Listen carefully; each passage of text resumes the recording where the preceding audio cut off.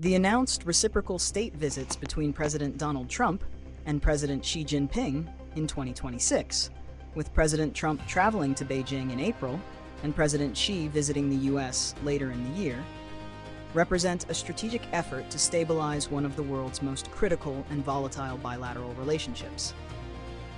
This agreement follows recent high-level talks, including a meeting on the sidelines of the Asia-Pacific Economic Cooperation (APEC) summit, which yielded a temporary trade truce. The immediate context of the visits is characterized by a fragile framework of tactical de-escalation rather than a genuine shift in strategic direction.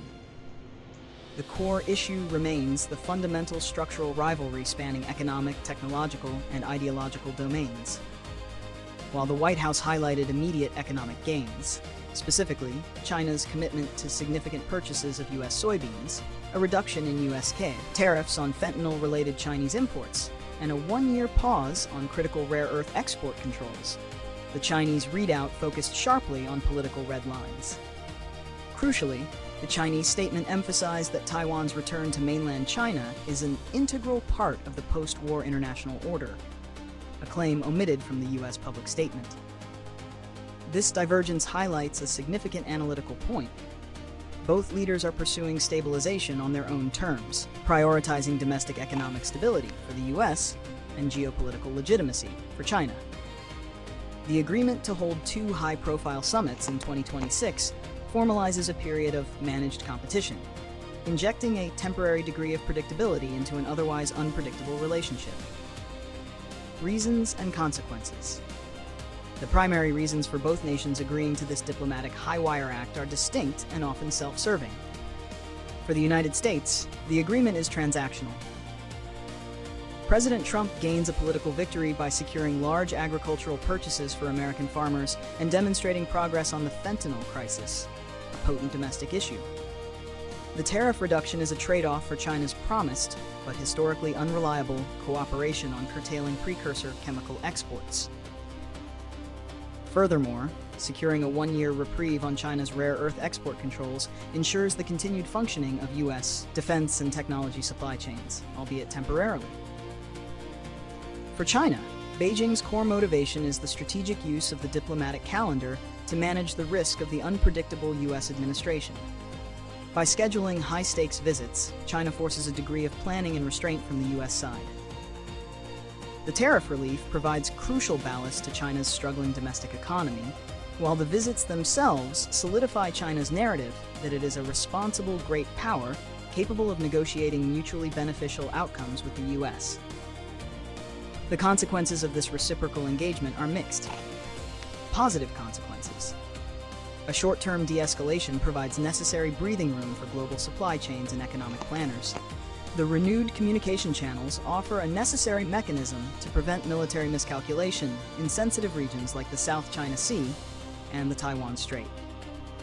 Shared issues like artificial intelligence, AI, safety, and global infectious disease response may see modest cooperation.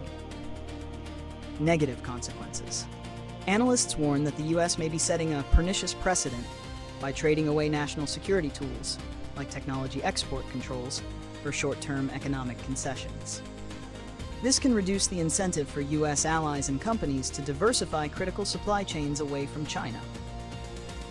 Furthermore, the omission of Taiwan in the U.S. public readout risks reinforcing Beijing's claim of diplomatic advantage, while the underlying conflict over the island remains an existential flashpoint. Prediction and long-term solutions. The immediate prediction for 2026 is a period of intense, pragmatic negotiation centered on achieving concrete deliverables for the two summits. We can expect tactical agreements on specific trade quotas and perhaps a framework for AI dialogue, but no fundamental breakthroughs on structural issues like state subsidies, intellectual property rights, or the geopolitical status of Taiwan. The current trade truce is inherently fragile, given that the rare earth export control pause is only for 1 year and will need to be renegotiated, likely coinciding with the latter half of the diplomatic calendar. The relationship will be characterized by competitive coexistence, an effort to maintain guardrails while pursuing competition vigorously. To achieve lasting stability, both countries must implement comprehensive, long-term solutions. 1. For the United States, the U.S. must adopt a clear, bipartisan, and long-term strategy for technology competition that is insulated from short-term political transactions. This includes securing critical mineral and advanced semiconductor supply chains via alliances with trusted partners, e.g. Japan, South Korea, India, and passing legislation to support this diversification. On Taiwan, the U.S. must maintain a consistent, firm stance against unilateral changes to the status quo by force, regardless of trade incentives. 2. For China, Beijing must demonstrate structural changes that build genuine trust, moving beyond temporary, massive purchase agreements. This includes verifiable, sustained, and irreversible enforcement actions against the flow of fentanyl precursor chemicals, and structural economic reforms that ensure fair access and protection for foreign intellectual property, addressing the root causes of the trade conflict. Only consistent adherence to international economic norms can convert the current tactical truce into a strategically durable relationship.